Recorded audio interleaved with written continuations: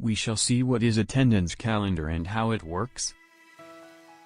The steps to follow are fairly straightforward.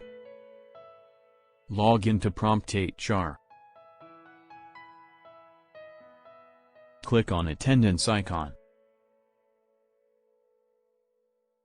Choose attendance calendar from left-hand side menu. Select month and year from here to check your attendance.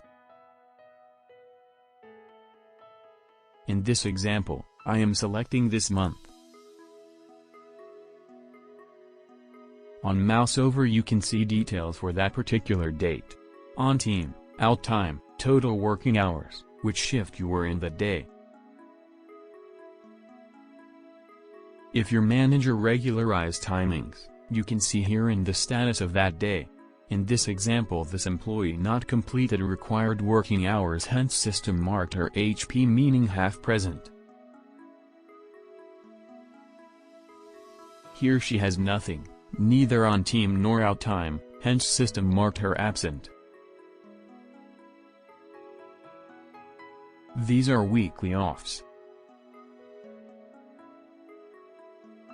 Attendance calendar shows leaves if you applied and your manager approved that, and holidays also.